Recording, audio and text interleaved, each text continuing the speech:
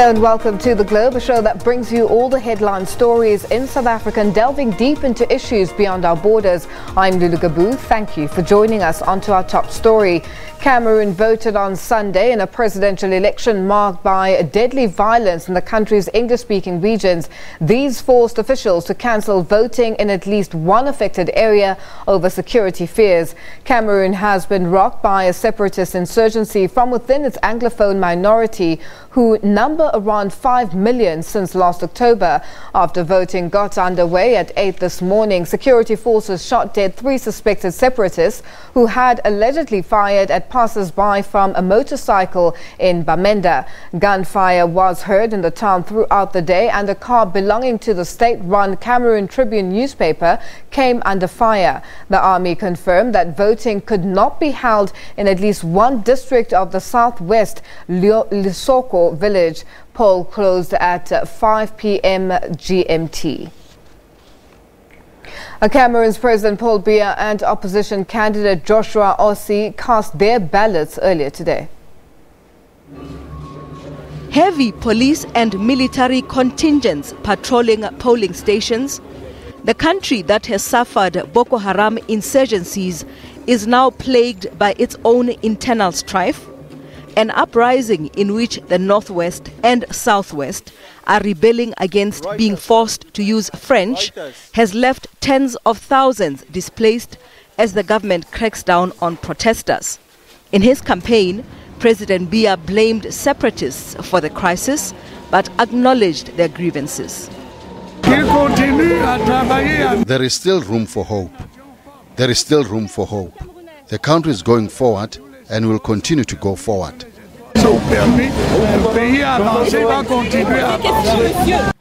A candidate for the main opposition, Joshua Ossie of the SDF party, promised to resolve the problem within 100 days if elected.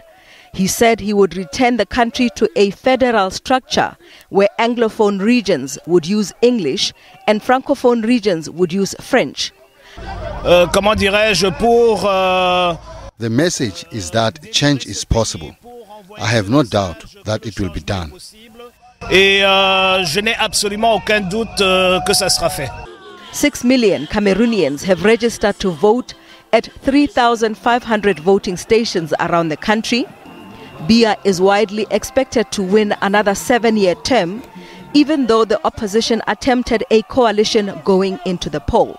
In the country's first past-the-post electoral model, the candidate with the highest number of votes will win, even if they don't get majority of the votes. According to the constitution, the results must be announced within 15 days. Ntakwana Ngatani, SABC News. We are joined via Skype from Yaounde in Cameroon by Ndi Eugene Ndi, who is the managing editor of NewsWatch, a newspaper. Eugene, thank you so much for joining us on The Globe. Now, we understand that voting was hampered in parts of English-speaking Cameroon. What was the problem? Right. Like you said, voting was hampered in some parts of the country. That is in the northwest and the southwest regions. In the preceding report, these two regions have been rocked by separatist movements for the past 2 years now. And these separatists think that they own their own country. Actually, they call the English-speaking part of the country their own country, which they named Ambazonia, and they symbolically declared the independence of this country last year, and they believe that that is their country, which is not more part of the Republic of Cameroon. So they had earlier instituted a 10-day lockdown which was aimed at disrupting the electoral process. So that is why the election today was not very smooth in those areas, because they think that, as they call it there, it is a foreign election. It's an election that doesn't concern them. So they have nothing to do with any election organized by Yaounde. They are an independent country according to them. So they don't need any election organized by Yaounde to be organized in their own country. That is why you know, there were disturbances, there were attacks, there was gunfiring, and the reports even that about three armed separatists were killed in Bamenda, that is the chief town of the Northwest region. Now, Eugene, how did voting take place in your part of the region?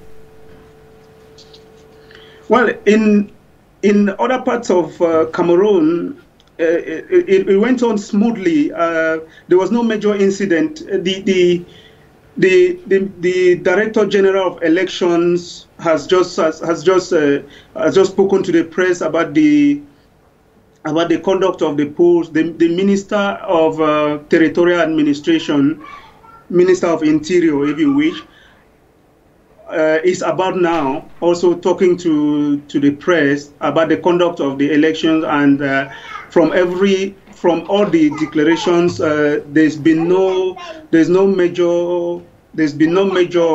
case. There's not been any reported incident in French-speaking Cameroon, in the French-speaking part of Cameroon. Now, Eugene, was the electoral body prepared? And from your observation, voting in some parts of the country, was everything transparent and fair?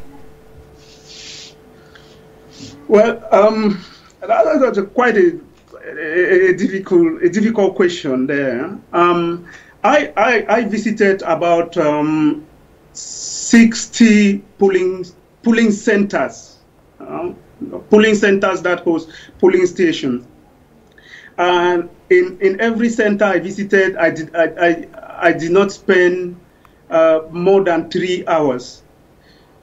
So I won't actually say whether it was transparent, free, and fair, because I was shuttling between. But I would say that within the time I spent in each polling station, everything was moving well. I at least spent 1 hour in every polling station I visited. I spent at least 1 hour there, so all the time I spent, everything was well. Now, what do you make of complaints that the electoral body favored incumbent President Paul Biya? Sorry. Eugene, I was just trying to find out what you make of the complaints that the electoral body favors incumbent Paul Biya. Well, these are perceived complaints, and those who complain as such try to put forth certain reasons or certain justifications. First and foremost, the top officials of the poll agency of ELECAM are appointed by President Biya. And those who complain say that President Biya appoints them and they pay allegiance to him. So they think that since it's President Biya that has appointed them, they will favor him. They will pay allegiance to him. Now, so that is one of the complaints, and then, one of the complaints, could be like, this current election. With the current election, ELECAM, which is the poll agency, benefited a lot of support from the army, logistic support from the army, and many people think that President Biya is commander-in-chief of the army, and if the poll agency can be collaborating with the army, then it should be collaborating with President Biya, and in that respect, we favor President Biya in everything they do. These are just perceptions of what the people complain. I don't know how far true they are. Now, Eugene, let's speak about the main issue at the center, dividing the French and English-speaking people of Cameroon. What is the dividing issue? What are the main issues here that we are not aware of? Right. It's a long story. But please make it very brief, Eugene. Yes. It started as a language and cultural affair. You know, Cameroon before independence was being managed as a French-speaking and English-speaking. And after independence, these countries were united. That's two countries were united. That is the Southern Cameroon, which was a British Trust territory, reunited with French-speaking Cameroon, that's East Cameroon, to form the Federal Republic of Cameroon. This Cameroon was managed as a federal republic with Anglophones and Francophones having equal status from 1961, when they came together with that unification, till 1972, when this system was abolished in favor of a centralized government in Yaounde. And this is when all the trouble started, because when they got together with this centralized government, Anglophones started feeling marginalized. Now, I'll bring you to just in 2017, for instance, to show you how it is beyond language and culture. It's about phone is off. Eugene, we can still hear you. Eugene. How can you do that? Eugene, we seem to have lost our connection there to Ndi Eugene Ndi of Cameroon, and he is the managing editor of NewsWatch, a newspaper in Cameroon, and he was just giving us an update of how the elections went today as Cameroonian took to the polls to elect the next president, with incumbent President Paul Biya running for seeking a 7th term in office. And that was Ndi Eugene Ndi. We are going to take a quick break. More news when we return.